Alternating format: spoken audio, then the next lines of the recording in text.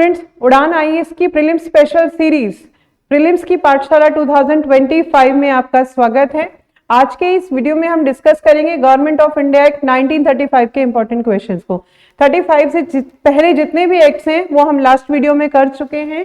तो आज का सबसे पहला क्वेश्चन हमारा है, the distribution of power between centre and state in the constitution of India is based on which of the following plans. Question पूछा गया है हमारे यहाँ पर जो फिलहाल में डिस्ट्रीब्यूशन ऑफ पावर है सेंटर और स्टेट के बीच में वो किस एक्ट के जैसा है, किस एक्ट पर बेस्ड रहा है सेंटर और स्टेट के बीच में पावर डिस्ट्रीब्यूशन। देखिए क्या है इसका आंसर हमारा होगा गवर्नमेंट ऑफ इंडिया एक्ट 1935, क्योंकि हमारे कॉन्स्टिट्यूशन में लगभग 200 आर्टिकल ऐसे रहे हैं जो गवर्नमेंट ऑफ इंडिया एक्ट 1935 से एज इट इज ले लिए गए थे। ठीक है, बाकी के ऑप्शंस को एक बार देखते हैं। क्या है कि मॉर्ले मिंटो रिफॉर्म्स 1909, ये किस चीज की बात कर रहा था? मॉर्ले मिंटो रिफॉर्म्स इसे क्यों कहते हैं? क्योंकि ये क्या काउंसिल एक्ट 1909 भी कहलाता है आपका, but government of India act 1858 में एक प्रोविजन आया था कि एडमिनिस्ट्रेटिव जब चेंजेस आए थे, एक सेक्रेटरी ऑफ स्टेट की पोस्ट को क्रिएट किया गया था। कहां पर? लंदन में। और इंडिया में कौन था? वाइसराय होगा। तो ये जो सेक्रेटरी ऑफ स्टेट है उस समय हमारे मॉर्ले थे और मिंटो क्या रहे थे? वाइसराय रहे थे। तो इसीलिए हम इसे मॉर्ले मिंटो रिफॉर्म भी कहते हैं। 1909 से हमारे यहाँ पर सेपरेट इलेक्टोरेट को इंट्रोड्यूस किया गया था। मॉन्टेग्यू चेम्सफोर्ड रिफॉर्म्स, अगेन वही, मॉन्टेग्यू उस टाइम पे सेक्रेटरी ऑफ स्टेट रहे और चेम्सफोर्ड रहे थे वाइसराय। 1919 से क्या आया? इंपॉर्टेंट फीचर इसका देखा जाए तो डायरकी का इंट्रोडक्शन था at provincial level. Next, India independence act 1947, यहां से आज भी हम पढ़ते हैं अपने कॉन्स्टिट्यूशन में कि प्रेसिडेंट ऑफ इंडिया और गवर्नर्स क्या रहते हैं? कॉन्स्टिट्यूशनल हेड है, सेरेमोनियल हेड है। ये जो फीचर है कॉन्स्टिट्यूशन का ये डायरेक्टली यहीं से आया है। तो हमारा जो क्वेश्चन है उसका जो एप्रोप्रिएट आंसर आता है हमारा गवर्नमेंट ऑफ इंडिया एक्ट 1935 रहेगा। नेक्स्ट क्वेश्चन, ये भी कुछ लास्ट जैसा ही है, फेडरल सिस्टम और dyarchy at the center was introduced in India by the act। यहां पर options again 1909, act of 1919, act of 1935 और नन ऑफ द अबव। तो देखिए क्या था कि फेडरल सिस्टम की बात 1935 के एक्ट में ही की गई थी और डायरकी एट द सेंटर हम कह रहे हैं। तो एट द सेंटर है तो तब भी ये क्या होगा? 1935। अगर ये डायरकी एट द प्रोविंसेस होता उस कंडीशन में हमारा आंसर एक्ट ऑफ 1919 हो सकता था। तो 1935 के एक्ट में क्या प्रोविजन आया था? बात की गई थी कि एक ऑल इंडिया फेडरेशन बनाया जाएगा। All India federation consisting British provinces और princely states. But princely states ने इसको ज्वाइन करने से मना कर दिया, इसीलिए कभी भी हमारा जो फेडरेशन था वो अस्तित्व में नहीं आ पाया। तो क्वेश्चन फेडरल सिस्टम और डायरकी की बात किस एक्ट के थ्रू की गई है? फैक्चुअल नेचर का क्वेश्चन है डायरेक्टली, तो गवर्नमेंट ऑफ इंडिया 1935 में ये बात कही की गई थी। Next question, the provision for the establishment of all India federation was included in, again all India federation last अभी स्लाइड में मैंने आपको समझाया, ऑल इंडिया फेडरेशन की बात हुई थी गवर्नमेंट ऑफ इंडिया एक्ट 1935 के थ्रू। ठीक है, किसको कंसिस्ट कर रहा था? ब्रिटिश प्रोविंसेस को, जो 11 गवर्नर्स प्रोविंसेस रहेंगे और 4 हमारे क्या रहते थे? Commissioners provinces. इनको आप उसी तरह से समझ सकते हैं जैसे अभी हम स्टेट और यूटी को समझते हैं। ठीक है, और प्रिंसली स्टेट्स को, बट प्रिंसली स्टेट्स ने ज्वाइन करने से मना किया, इसलिए कभी भी हमारा फेडरल नहीं बन पाया था। नेक्स्ट, अगस्त ऑफर 19, बाकी के ऑप्शंस को भी एक बार चेकआउट कर लेते हैं। अगस्त ऑफर 1914 क्या कहता है? इसी को हम लिनलिथगो ऑफर भी कहते हैं, क्योंकि इस टाइम पे लिनलिथगो क्या रहे थे? Viceroy of India. और इसके थ्रू इंडिया को क्या डोमिनियन स्टेटस देने की बात की गई थी, जिसको इंडियंस ने रिजेक्ट कर दिया। उन्होंने कहा हम तो अब कहां आ चुके हैं? कंप्लीट इंडिपेंडेंस की तरफ आ चुके हैं, क्योंकि हमने लाहौर सेशन में कंप्लीट इंडिपेंडेंस का स्लोगन ऑलरेडी दे दिया है। Next, government of India act 1919, ये गवर्नमेंट ऑफ इंडिया एक्ट 1919 सबसे पहली बात तो सेपरेशन की बात करता है, separation of subjects between centre and provinces. दूसरा, यहां पर एक इंपॉर्टेंट फीचर आपको ध्यान में रखना है, डायरकी का introduction, bicameralism at central level. Cabinet mission proposal के थ्रू तो आपकी क्या हुई थी, कॉन्स्टिट्यूएंट असेंबली कॉन्स्टिट्यूट हुई थी, इसीलिए क्वेश्चन हमारा क्या रहा है, फेडरेशन की बात की गई है, तो आंसर हमारा क्या होगा, गवर्नमेंट ऑफ इंडिया एक्ट 1935। देखिए, जब भी हम पेपर सॉल्व करते हैं या पीवाईक्यू देखते हैं तो इस चीज को हमें देखना चाहिए कि आंसर तो हमने देख ही लिया कि आंसर क्या है, बट उसके साथ में जितने भी ऑप्शंस हैं उनको भी एक बार आप रिकॉल करते चलिए, इससे रिवीजन होता रहता है। ठीक है, next question, which one of the following act provided for a federal polity. देखिए, यहां पर जो मोस्टली क्वेश्चन है वो आपसे फेडरेशन की तरफ ही बात कर रहे हैं, क्योंकि गवर्नमेंट ऑफ इंडिया 1935 की सबसे इंपॉर्टेंट फीचर ही ये थी, ऑल इंडिया फेडरेशन का क्रिएशन। वो चाहे हुआ या नहीं हुआ, किसी भी रीजन से नहीं हो पाया, बट क्योंकि ये एक इंपॉर्टेंट क्वेश्चन था तो उसके क्वेश्चन के फॉर्मेट बदलते रहते हैं, बट पूछा क्या जा रहा है, फेडरल की तरफ ही। तो अगेन आंसर हम क्या देख रहे हैं, government of India act 1935। Next question, in the federation establishment under the act of 1935 residuary powers were given to the। जब हम ऑल इंडिया फेडरेशन की बात कर रहे थे तो हमने देखा था कि 3 तरह की लिस्ट की हमसे बात की गई थी। सबसे पहली हमारी होगी एक फेडरल लिस्ट, प्रोविंशियल लिस्ट और कॉनकरेंट लिस्ट। फेडरल लिस्ट यानी कि वो सब्जेक्ट्स जिसके ऊपर यूनियन गवर्नमेंट क्या बना सकती है, लेजिस्लेशन कर सकती है। प्रोविंशियल सब्जेक्ट्स जिनके ऊपर स्टेट गवर्नमेंट या प्रोविंसेस लेजिस्लेट कर सकते थे। कॉनकरेंट जहां पर यूनियन और प्रोविंशियल गवर्नमेंट दोनों ही लेजिस्लेट कर सकते हैं। और अगर कोई ऐसे मैटर्स हैं जो इनमें से किसी भी लिस्ट में नहीं आ रहे हैं, वो रेज्यूडरी रहेंगे। ये प्रोविजन हमारे कॉन्स्टिट्यूशन में आज भी है, जहां हम बात करते हैं यूनियन लिस्ट, स्टेट लिस्ट और कॉनकरेंट लिस्ट की। रेज्यूडरी का मतलब हुआ कि वो अवशिष्ट विषय जो इनमें से किसी भी लिस्ट में नहीं आते हैं। तो ये पावर किसको दिया गया था, फेडरेशन, जब हम 1935 की बात कर रहे थे, गवर्नर जनरल को। गवर्नर जनरल के पास रेज्यूडरी पावर रहेंगे। आज जो हम बात करते हैं रेज्यूडरी पावर्स, वो किसके पास में है, पार्लियामेंट के पास में रहती हैं। ठीक है, नेक्स्ट क्वेश्चन,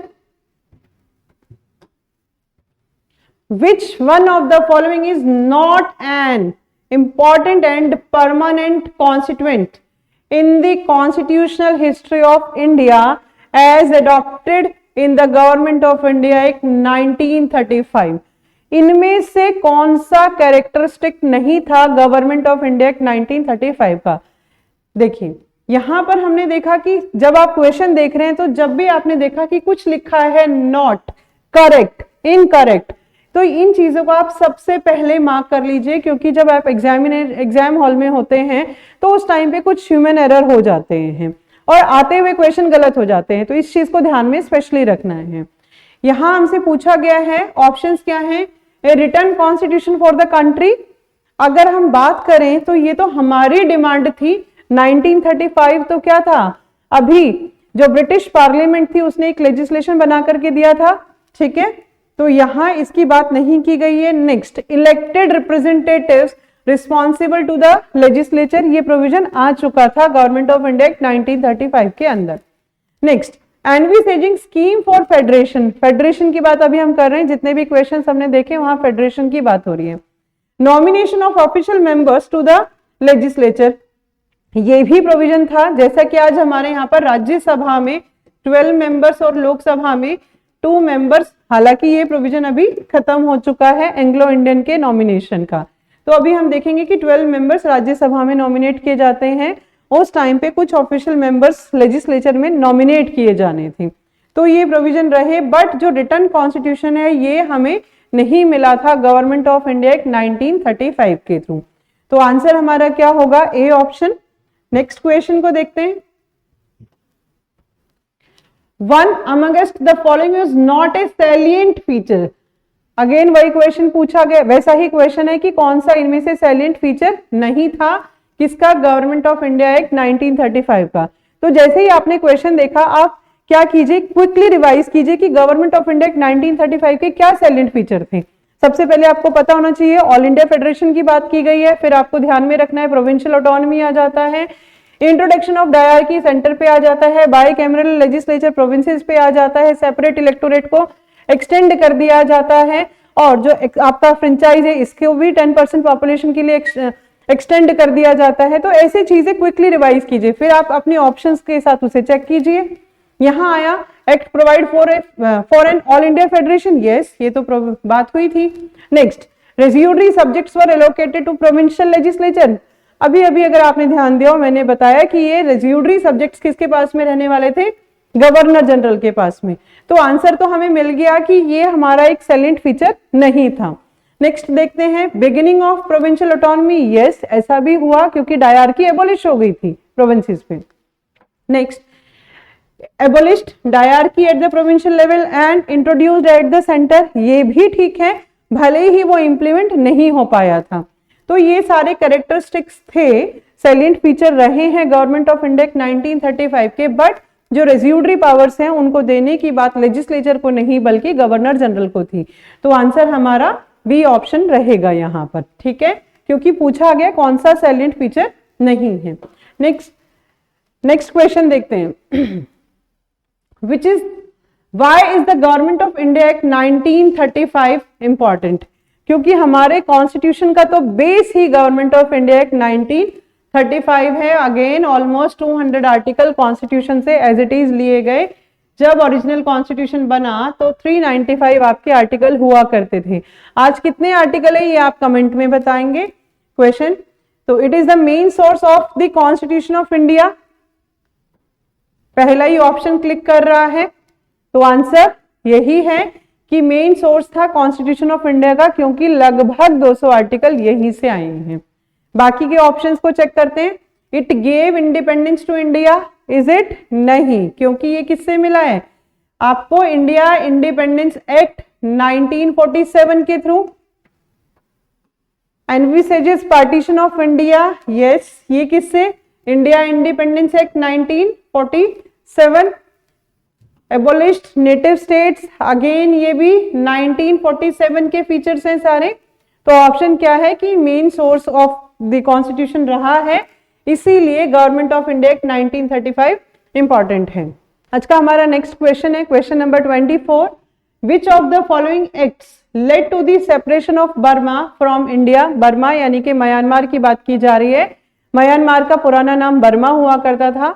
1857 की जो रिवोल्ट थी उसके बाद बहादुर शाह जी को डिपोर्ट करके भेज दिया जाता है बर्मा।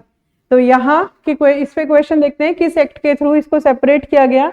1824-26 में फर्स्ट एंग्लो बर्मीज वॉर हुई, और सेकंड एंग्लो बर्मीज कब हुई है ये आप कमेंट बॉक्स में बताएंगे। और इसी के बाद एनेक्स्ट कर लिया गया था बर्मा को, और ये गवर्नमेंट ऑफ इंडिया एक्ट 1935 के थ्रू सेपरेट किया गया और एग्जीक्यूट कब हुआ है, फाइनली 1937 में बर्मा इंडिया से अलग हो गया है। Next question, which of the following features of the government of India act 1935 not included in the Indian constitution. अब हम यहां से देखेंगे कि इंडियन कॉन्स्टिट्यूशन से, अब आपको यहां देखना है कि सोर्सेज ऑफ इंडियन कॉन्स्टिट्यूशन क्या क्या रहे हैं। तो उनमें से क्या रहा है कि अगर आप देखते हैं फंडामेंटल राइट्स को हमने कहां से लिया, यूएसए से लिया। सिंगल सिटीजनशिप कहां से ले रहे हैं, यूके से ले रहे हैं। पार्लियामेंट्री फॉर्म ऑफ गवर्नमेंट कहां से ले रहे हैं, यूके से ले रहे हैं। तो ऐसे ही लगभग 200 आर्टिकल अगेन। और जो आप देखते हैं फॉग यानी कि फेडरल ऑर्डिनेंस और गवर्नर की पोस्ट, ये कहां से लिए हमने, गवर्नमेंट ऑफ इंडिया 1935 से। तो ऑप्शंस को चेक करते हैं। ऑप्शंस है बायकैमरलिज्म, यस अभी भी है हमारे यहाँ पर 2 houses of parliament, Rajya Sabha Lok Sabha. Next federal structure, ये भी हमने लिया है। नेक्स्ट प्रोविंशियल ऑटोनॉमी, अभी हमारे प्रोविंसेस ऑटोनोमस स्टेटस एंजॉय करते हैं, अभी भी हमारे प्रोविंसेस ऑटोनोमस स्टेटस एंजॉय करते हैं।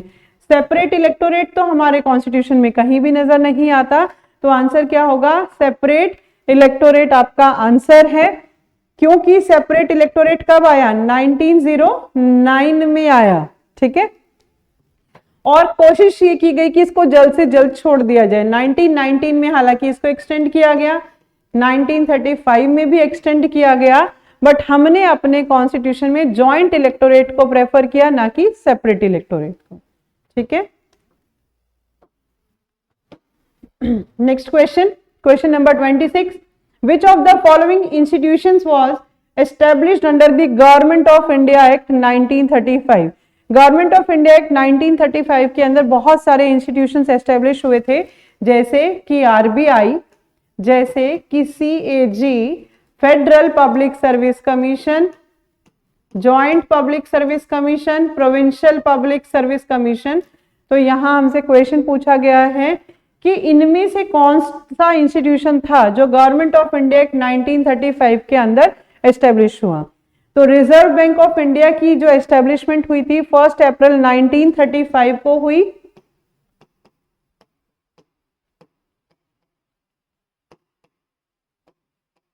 और 1 जनवरी 1949 को आरबीआई को नेशनलाइज्ड कर दिया गया था। ठीक है, next, election commission of India. Election commission of India की एस्टेब्लिशमेंट हुई है 25 जनवरी 1950। सुप्रीम कोर्ट 28 जनवरी 1950। प्लानिंग कमीशन 15 मार्च 1950 को। अब आप मुझे बताएंगे कि हम नेशनल वोटर्स डे कब सेलिब्रेट करते हैं। ठीक है, तो आंसर क्या रहा है ना, गवर्नमेंट ऑफ इंडिया एक्ट 1935 के अंडर किस इंस्टीट्यूशन की एस्टेब्लिशमेंट हुई, तो ए ऑप्शन आपका रिजर्व बैंक ऑफ इंडिया की तरफ बात करता है। Next question, the government of India act 1935 introduced which of the following for the first time. किस चीज को पहली बार इंट्रोड्यूस किया गया गवर्नमेंट ऑफ इंडिया एक्ट 1935 के थ्रू? बाइकैमरलिज्म इन प्रोविंसेस। तो ध्यान रखेंगे यहां क्या था, बाइकैमरलिज्म अगर सेंटर पूछा जाए तो 1919 मॉन्टेग्यू चेम्सफोर्ड रिफॉर्म्स, बट यहां पर बात हुई है किसकी, प्रोविंसेस की। तो प्रोविंसेस पे कब, 1935 के अंडर कितने प्रोविंसेस में, 6 प्रोविंसेस आउट ऑफ 11। ये क्या रहे थे, यहां पर आप एक बी क्यूब ध्यान में रखेंगे, यानी कि बी फॉर बंगाल, बॉम्बे और बिहार, और कुछ नाम, किसी भी अपनी फ्रेंड का नाम, उमा आपने बताया, यानी कि उत्तर प्रदेश, एमपी, और आपका नॉट एमपी, इट्स मद्रास। आप अपनी किसी फ्रेंड का नाम याद रखेंगे उमा से, उमा यानी कि यूपी, मद्रास और असम। यहां पर क्या हुआ था, बाइकैमरल लेजिस्लेचर की शुरुआत हुई थी किस एक्ट के अंदर, गवर्नमेंट ऑफ इंडिया एक्ट 1935। ठीक है, बाकी के ऑप्शंस को चेक करते हैं। सेपरेट इलेक्टोरेट किस एक्ट के थ्रू, 1909। प्रोविंशियल ऑटोनॉमी भी 1935 के अंडर ही आया है। फंडामेंटल राइट्स तो क्या थे, पहले तो बात की गई थी 1928 में नेहरू रिपोर्ट के अंदर, बट इसको हमने क्या है पोस्ट इंडिपेंडेंस कहां से लिया है, यूएसए के कॉन्स्टिट्यूशन से अडॉप्ट किया है। ठीक है, तो यहां पर आपके दोनों ऑप्शंस हो सकते हैं ए और सी, लेकिन ज्यादा ये भी नहीं कहेंगे कि हाँ, यहां आपके दोनों ऑप्शन हो सकते हैं ए और सी। ठीक है, next question, which of the following statements about the,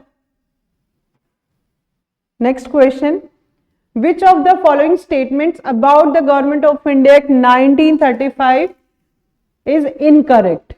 ठीक है, कौन सी स्टेटमेंट इनकरेक्ट है या सही नहीं है? It provided for the establishment of A federal court, ये स्टेटमेंट करेक्ट है हमारी। Next, it introduced provincial autonomy, ये भी ठीक है क्योंकि डायरकी को एबोलिश कर दिया गया था, कहां पर, प्रोविंसेस पे, और प्रोविंशियल ऑटोनॉमी की शुरुआत होती है।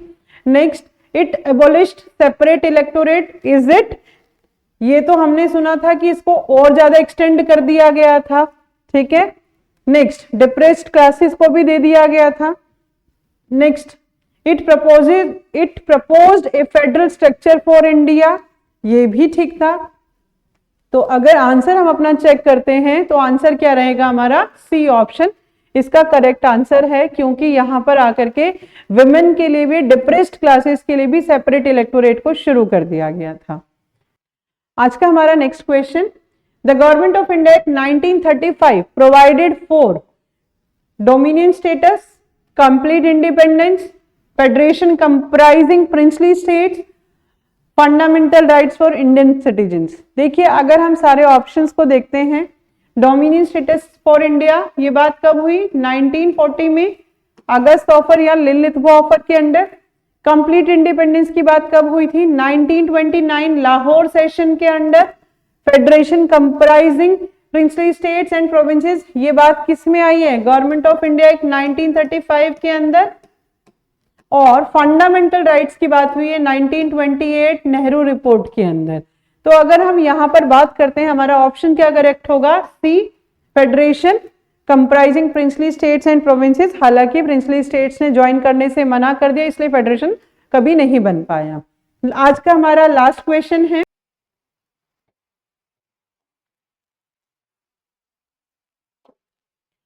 आज का हमारा last question, what was the role of the council of ministers at the provincial level under the government of India Act 1935? Government of India act 1935 के अंदर हमारी जो काउंसिल ऑफ मिनिस्टर थी ये फुली रिस्पॉन्सिबल हुआ करती थी टू द लेजिस्लेचर। जैसे कि आज भी हमारे कॉन्स्टिट्यूशन में under article 75 central council of minister है, ये कलेक्टिवली रिस्पॉन्सिबल है टू दी लोकसभा ओनली। और under article 164 state council of minister भी क्या रहती है? कलेक्टिवली रिस्पॉन्सिबल रहेगी टू दी लेजिस्लेटिव असेंबली। तो आज की क्लास के लिए इतना ही, बाकी चीजें नेक्स्ट क्लास में डिस्कस करते हैं। कल हम बात करेंगे मेकिंग ऑफ इंडियन कॉन्स्टिट्यूशन और या कॉन्स्टिट्यूएंट असेंबली के बारे में। तो आज के लिए थैंक यू वेरी मच, मिलते हैं नेक्स्ट क्लास में। Thank you.